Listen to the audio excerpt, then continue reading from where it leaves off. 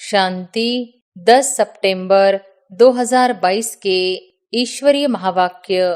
पहले एक नजर मुरली के मुख्य पॉइंट्स पर।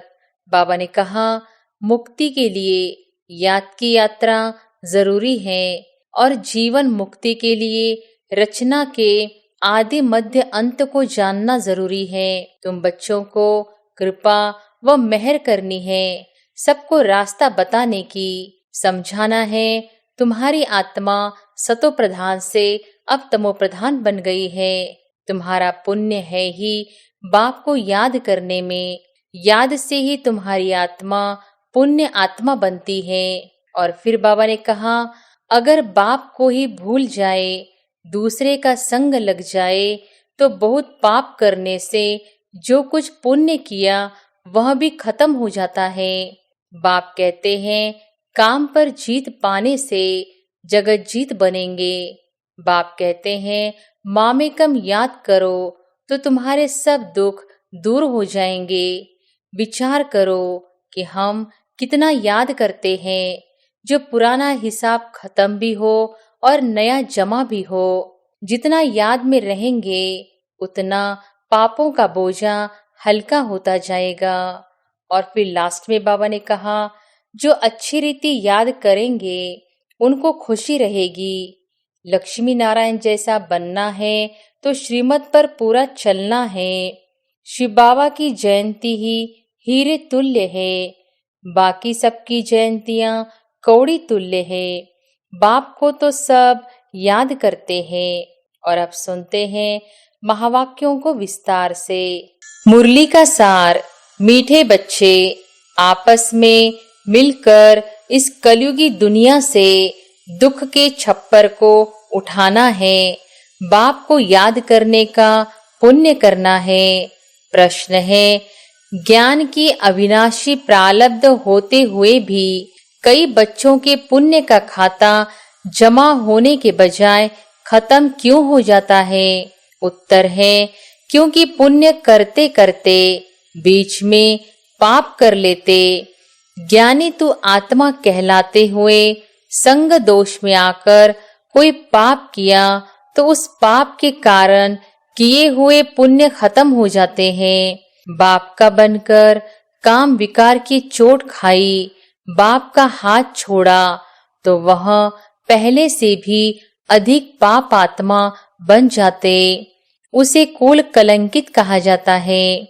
वह बहुत कड़ी सजा के भागी बन जाते हैं।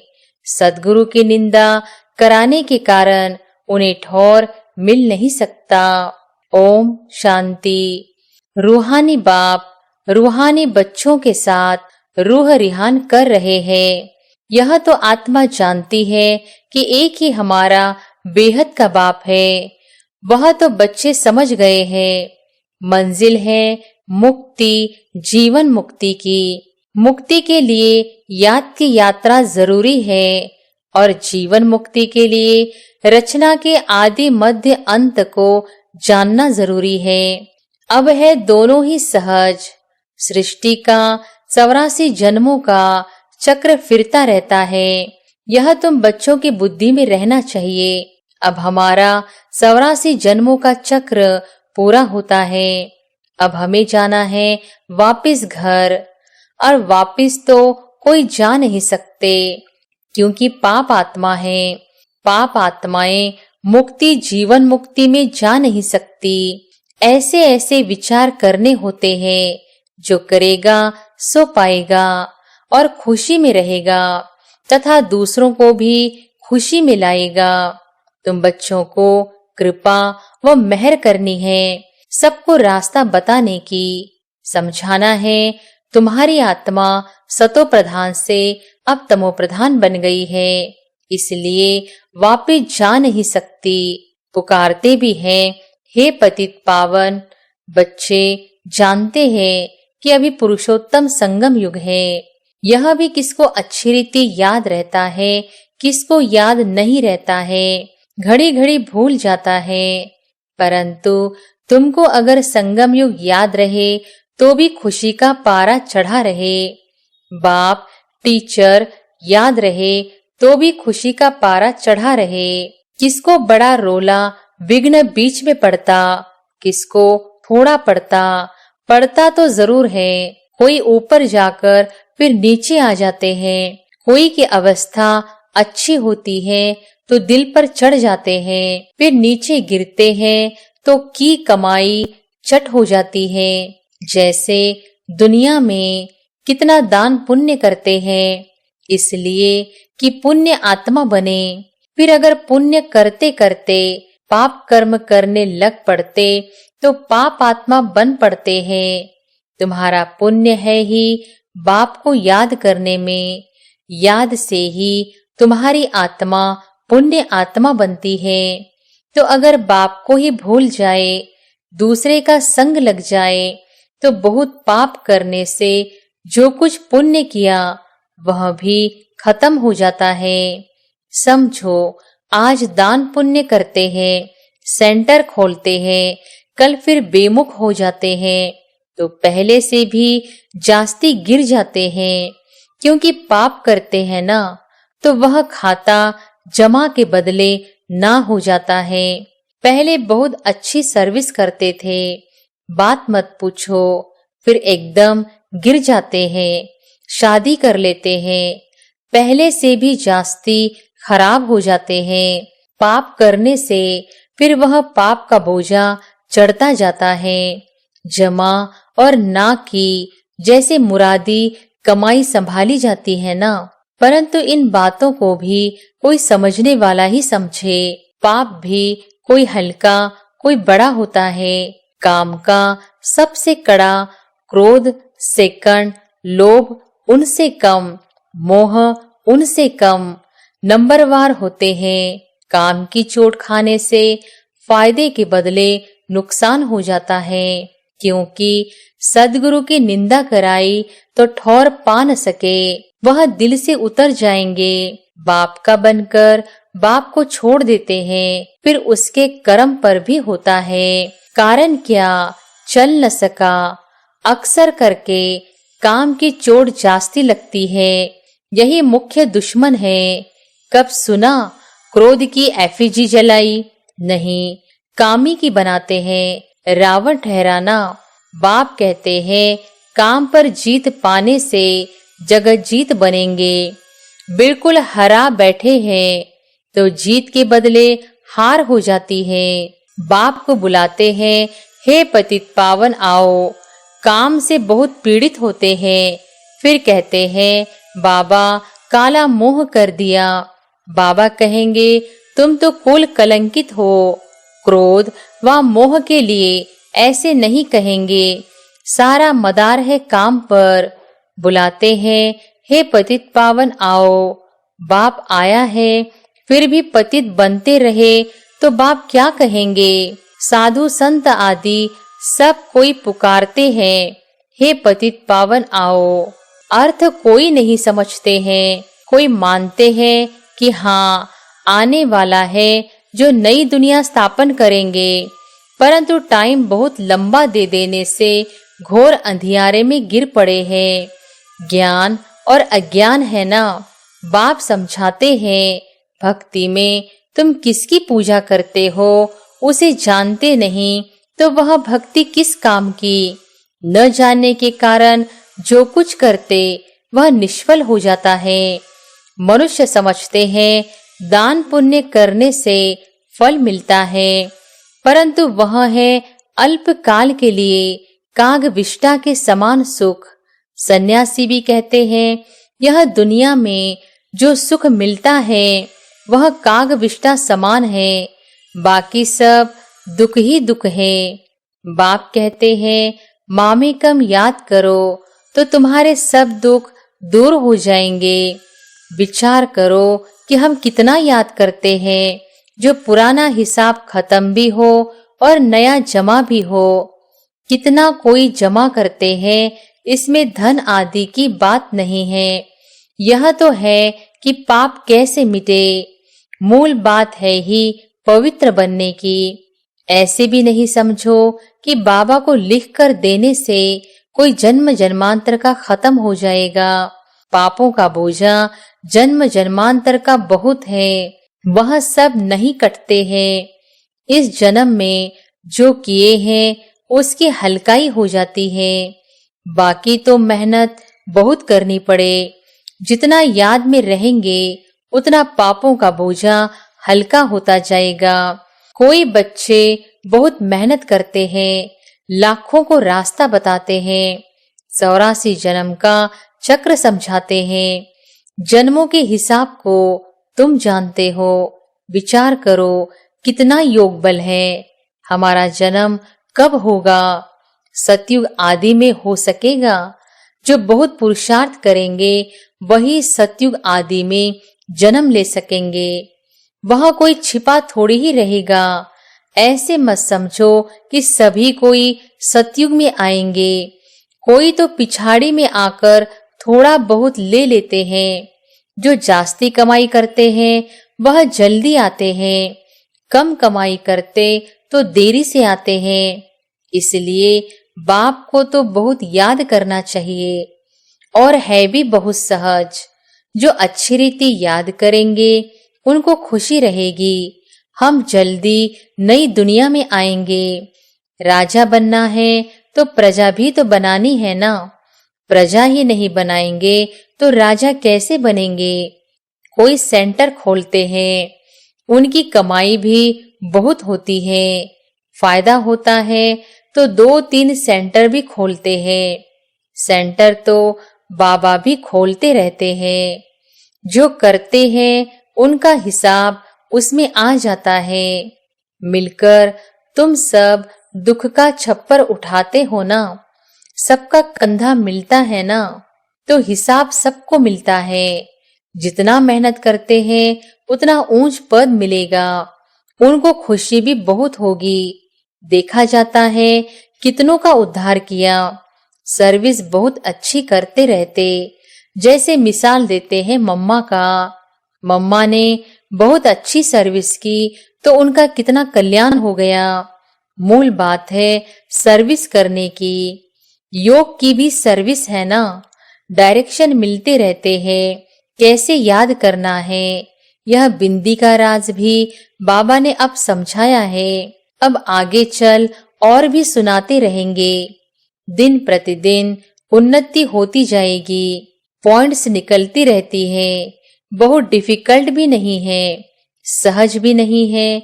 जो सर्विस में तत्पर है वह झट पॉइंट को पकड़ लेते हैं। जो सर्विस में नहीं रहते उनकी बुद्धि में कुछ भी नहीं बैठता। बिंदी बिंदी कहते रहते, परंतु कैसे बिंदी को याद करे, कैसे बिंदी को देखे, है बहुत सहज बात। कोई बिंदी को सामने रख थोड़ी ही याद करना है। यह तो समझने की बात है। आत्मा कितनी छोटी बिंदी है। आत्मा का नाम, रूप, देश, काल कोई बता नहीं सकेगा। परमात्मा के लिए पूछते हैं, उनका नाम, रूप, देश, काल क्या है? बेसमझ मनुष्य न आत्मा को जानते न परमात्मा को जानते हैं। यहाँ भी है जो पूरी रीति नहीं जानते हैं, सिर्फ बाबा बाबा कहते रहते। नॉलेज कहाँ सीखते हैं? कुछ भी सर्विस करते नहीं, खाते रहते हैं। जैसे सन्यासियों के पास भी अवधूत होते हैं जो करते कुछ भी नहीं, खाते रहते हैं। बाकी सन्यास धारण किया है, विकार से छूट गए, वह भी कम बात नहीं। बाबा समझाते हैं, तुम पवित्र थे, अभी अपवित्र बन गए हो। तुमने ही 84 जन्मों का चक्र लगाया है। इन बातों को भी मनुष्य समझ नहीं सकते। भक्ति बिल्कुल अलग है, ज्ञान बिल्कुल अलग ही बात है। रात दिन का फर्क है। तुम जानते हो हमको पुरुषार्थ से लक्ष्मी नारायण जैसा बनना है तो श्रीमत पर पूरा चलना है। मेहनत तो है, बाकी यह बीमारी आदि तो चलती रहेगी।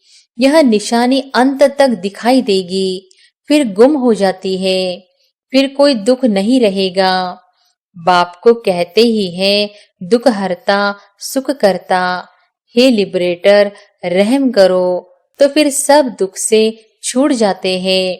दुख में ही मनुष्य बहुत सिमरन करते हैं। हे प्रभु, हे राम, दुख के टाइम सब कहेंगे भगवान को याद करो, परंतु भगवान कौन है यह कोई नहीं जानते। सिर्फ कहेंगे गॉड फादर को याद करो, खुदा को याद करो। तुम तो अच्छी रीति जानते हो वह हमारा बाप है। बाप ही सिखलाते हैं अपने को आत्मा समझ मुझे याद करो। भक्ति मार्ग में ऐसे कहेंगे क्या कि अपने को आत्मा समझ बाप को याद करो? नहीं। कितने प्रकार की अथाह भक्ति है, ज्ञान एक ही है।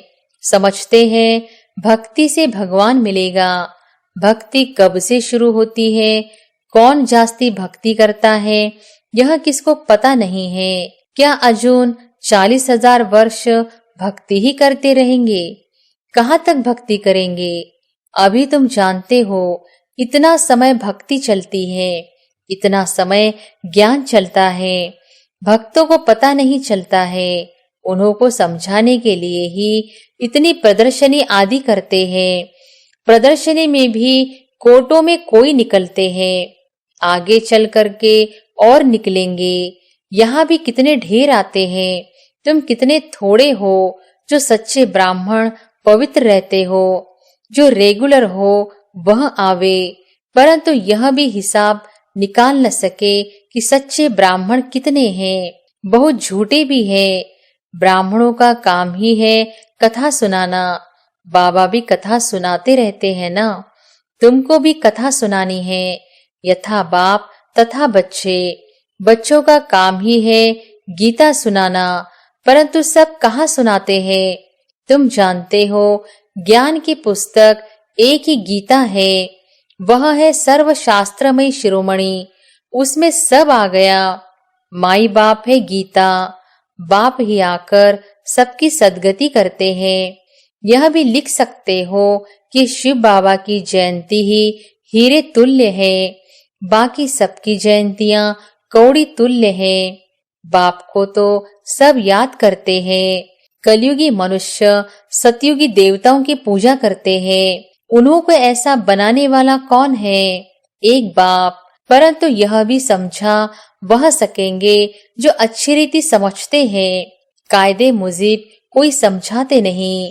बाबा कहते हैं हमारे कई बच्चे कंस्ट्रक्शन के साथ डिस्ट्रक्शन भी करने वाले हैं। महारथी, घोड़े सवार, प्यादे सब है ना, तो प्यादे क्या करेंगे? पढ़े लिखे के आगे भरी ढोएंगे। बाकी जो न भरी ढोएंगे, न पढ़ेंगे, न पढ़ाएंगे, उनको क्या कहेंगे? ऊंट पक्षी। अच्छा, मीठे मीठे सिकिलधे बच्चों प्रति माता पिता बाप दादा का याद प्यार और गुड मॉर्निंग। रूहानी बाप की रूहानी बच्चों को नमस्ते। धारणा के लिए मुख्य सार। पहली पॉइंट, बाप बिंदी है। इस बात को यथार्थ समझकर बाप को याद करना है। बिंदी बिंदी कहकर मूंझना नहीं है। सर्विस पर तत्पर रहना है। दूसरी पॉइंट, सच्ची गीता सुननी और सुनानी है। सच्चा ब्राह्मण बनने के लिए पवित्र रहना है। रेगुलर पढ़ाई जरूर पढ़नी है। वरदान है, सदा खुशी की खुराक खाने वाले और खुशी बांटने वाले खुश नसीब बेफिक्र भव। सदा खुशी की खुराक खाने वाले और खुशी बांटने वाले खुश नसीब बेफिक्र भव। ब्राह्मण जीवन की खुराक खुशी है। जो सदा खुशी की खुराक खाने वाले और खुशी बांटने वाले हैं, वही खुश नसीब है। उनके दिल से यही निकलता कि मेरे जैसा खुश नसीब और कोई नहीं। भले सागर की लहरें भी डुबोने आ जाए तो भी फिक्र नहीं, क्योंकि जो योग युक्त है वह सदा ही सेफ है। इसलिए सारे कल्प में इस समय ही आप बेफिक्र जीवन का अनुभव करते हो। सतयुग में भी बेफिक्र होंगे, लेकिन ज्ञान नहीं होगा। स्लोगन है, सहज पुरुषार्थी बनना है तो सर्व की दुआओं से स्वयं को भरपूर करो। अच्छा, ओम शांति।